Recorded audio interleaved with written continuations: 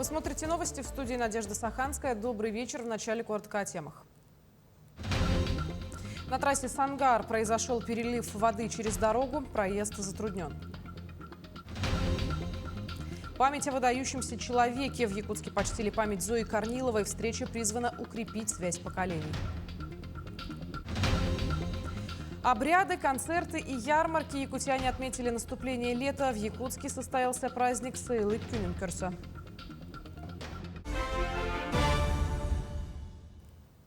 На участке Бурулах-Баргы автомобильной дороги Сангар произошел перелив воды через проезжую часть. Проезд затруднен. Ведется мониторинг состояния дороги. Об этом сообщает Упоравтодор. Кроме того, на участке автодороги Кабяй, 6 километров от поселка Сангар, подрядная организация выполнила работы по отсыпке размытого участка проезжей части. Беспрепятственный проезд восстановлен.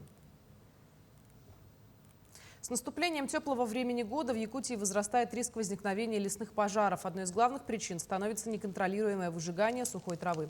Министерство экологии, природопользования и лесного хозяйства республики напоминает о действующих запретах и суровой ответственности за их нарушение. Согласно законодательству РФ, на землях сельхозназначения, в населенных пунктах и на участках, примыкающих к лесам, запрещено выжигать сухую траву, стерни и пожнивные остатки, сжигать хворост, лесную подстилку и другие горючие материалы без специальной противопожарной полосы. Во Владивостоке с 21 по 24 мая в Дальневосточном федеральном университете проходит финальный этап отбора участников на 5-й поток программы «Муравьев-Амурский». В очном формате участники индивидуально и в командах решают задачи, моделирующие управленческую деятельность. 5-й поток программы стал крупнейшим по числу участников. Конкурс достиг показателя в 160 кандидатов на место из всех регионов Российской Федерации. На дистанционном этапе приняло участие из Якутии 180 человек. Из них допустилось к участию 12 человек, но прилетели в сам город Владивосток 11 человек. И вчера у нас состоялись контрольное тестирование, в котором допустилась уже половина из нашей группы. И сегодня проходят уже очные сессии, в которых мы рассматриваем большие такие проблемные вопросы, стоящие перед Дальним Востоком и Арктикой. Сейчас уже идут отборочные испытания, по итогам которого будут допущены 65 курсантов. В День защиты от безработицы в Амге прошла ярмарка продажи с участием граждан, получивших финансовую поддержку от кадрового центра в разные годы. Вместе с ними приняли участие индивидуальные предприниматели и самозанятые граждане. Каждый из них представил на ярмарке продажи продукцию собственного производства, работы, рассада овощных и цветочных культур, кондитерские изделия и многое другое. Также в этот день была организована ярмарка вакансий, где приняли участие 48 безработных. Им предложили вакантные места в разных сферах, рассказали о льготах, характере и условиях работы.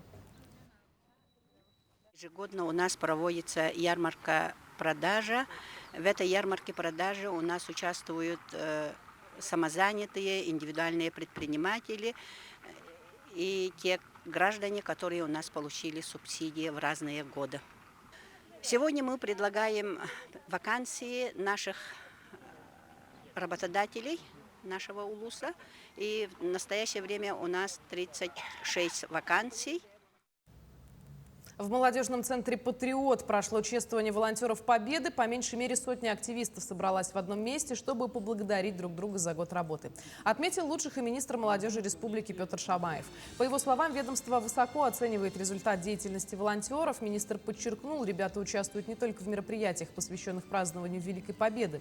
Добровольцы сопровождают ветеранов, благоустраивают воинские захоронения, помогают в организации парадов и исторических акций.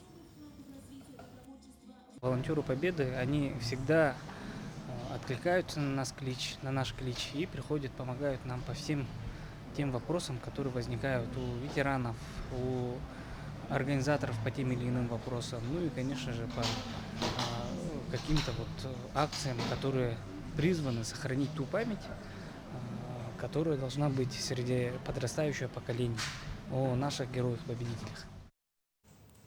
В Якутске состоялось мероприятие, посвященное памяти заслуженного политика и общественного деятеля Зои Корниловой. Ее вклад в развитие республики и страны, а также активная общественная деятельность навсегда вошли в историю. Память Зои Афанасьевны почтили депутаты Илтумена, представители Общественной палаты Якутии, общественники и студенты. Для подрастающего поколения участники встречи рассказали о жизненном пути Зои Корниловой, ее принципах и вкладе в развитие общества. Мероприятие направлено на сохранение исторической памяти и воспитание гражданской ответственности у молодежи. Сколько я себя помню, знаем, она была разная, как личность, это многогранная.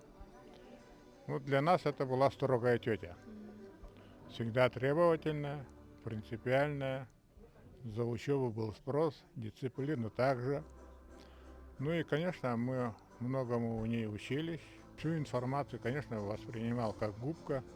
И это было для меня большим подспорьем в дальнейшей моей жизни. В Вилюйском профессионально-педагогическом колледже имени Николая Чернышевского сегодня прозвенел последний звонок. 136 выпускников готовы к защите выпускных квалификационных испытаний и к сдаче демонстрационных экзаменов. Из них 112 студентов по педагогической специальности. На сегодня 86% студентов заключили трехсторонние договоры предварительного трудоустройства. В этот знаменательный день теплыми словами напутствия к выпускникам обратился глава Вилюйского улуса Сергей Винокуров, а также преподаватели, родители и друзья. Сегодня мы гордимся нашими студентами, которые в этом году показали лучшие результаты среди студентов средних профессиональных образовательных организаций. Наш танцевальный коллектив АИЛГ имени Ульяны Федоровны Кондаковой получил гран-при на фестиваль студенческих коллективов в городе Якутске. Достижений очень много. И я хочу сегодня пожелать нашим выпускникам успешно трудоустроиться. Нас ждут муниципальные районы, школы, детские сады. Верхневилюйск принял участие в ежегодной акции «Зеленый четверг». Работы по озеленению провели в сквере имени Исидора Барахова. Все структурные подразделения Минэкологии вместе с администрацией Верхневилюйска одной большой командой посадили 100 деревьев. Саженцы добыли в местности Хардан-Оттох. Скверы и другие места отдыха должны быть комфортно обустроены для отдыха жителей. Поскольку сквер имени Исидора Барахова находится в центре населенного пункта, то благоустройство и внешний вид должны быть эстетически красивым. Сегодня вышли предприятия, все, которые есть в села Верхневилюйск, в том числе наши лесхоз, экология, Гаулесресурс. Они нам очень сильно помогли. Где-то 100 саженцев они нам предоставили. Сейчас мы вот начинаем посадки саженцев. Вообще говоря, это очень хорошая акция, мы должны обязательно участвовать. И каждый год мы участвуем и поддерживаем эту акцию. В Алекминске прошел праздник первой борозды. Это мероприятие символично говорит о начале весенних посевных работ. На сегодняшний день сложились традиции, которые бережно передаются из года в год. Подробности у Елены Фаст.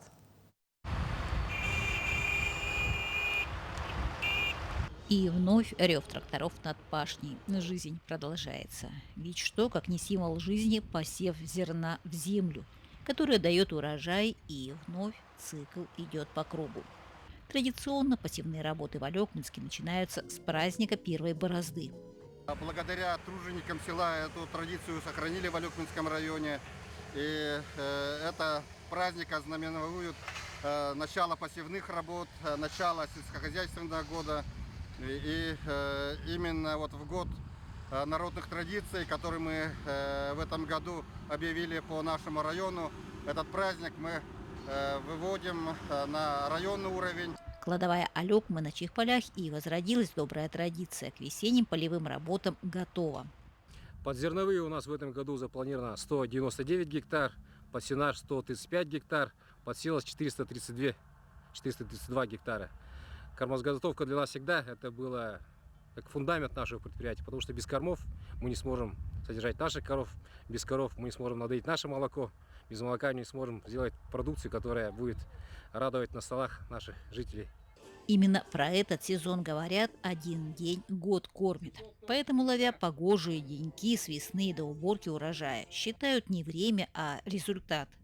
Тем более сейчас, когда от стратегий в сельском хозяйстве зависит многое. Самая главная задача – обеспечить продовольственную безопасность в стране. И эта миссия священная ложится на плечи тружеников земли. И отдавая дань памяти, уважения традициям, сейчас только благодаря этим традициям, благодаря труженикам села, людям сельскохозяйственного отрасли отводится миссия по укреплению тыла. Елена Фаст, Максим Копылов, Алекминск. В Якутии отмечается День Сыйлыка. Праздник посвящен традиционному переезду на летние пастбища, где якутяне ежегодно занимаются разведением крупного рогатого скота, выращиванием картофеля и другими видами сельского хозяйства. Также 22 мая отмечают Николин день, начала долгожданного лета. Вся республика отмечает День Сыйлыка, который утвержден указом главы республики Арсения Сергеевича Николаева именно как национальный праздник жителей нашей республики, именно сохраняя и передавая из поколения в поколение традиции народа Сака. Этот праздник был установлен для того, чтобы поддержать тружеников села, жителей именно сел, которые своим ратным трудом прославляют нашу республику. На площади Орджоникидзе прошла яркая концертная программа с участием звезд якутской эстрады. На ярмарках представили якутскую одежду, украшения, поделки из дерева и национальные блюда. Собравшиеся смогли сыграть в любимые народные игры из детства. Некоторые соревновались в конкурсах традиционной готовки прямо на улице. Кроме того, отличившихся работников в сфере сельского хозяйства наградили почетными знаками. В сельском хозяйстве я работаю с 2005 года. И, по требованию своей души, можно сказать, душа выбрала сельское хозяйство как созидающую отрасль нашей экономики. Сейчас активно завершается, можно уже сказать, переезд в летние стойбища. Начинаются весенне-полевые работы. Поэтому всех поздравляю, желаю обильного молока и урожайного года. Также в День Сыйлыка в Якутске состоялось торжественное открытие этнопарка Итык-Сир. Он будет круглогодичным. Его территорию украшают деревянные фигуры: алгыс-чит, дети, лошади, кобылы и жеребята.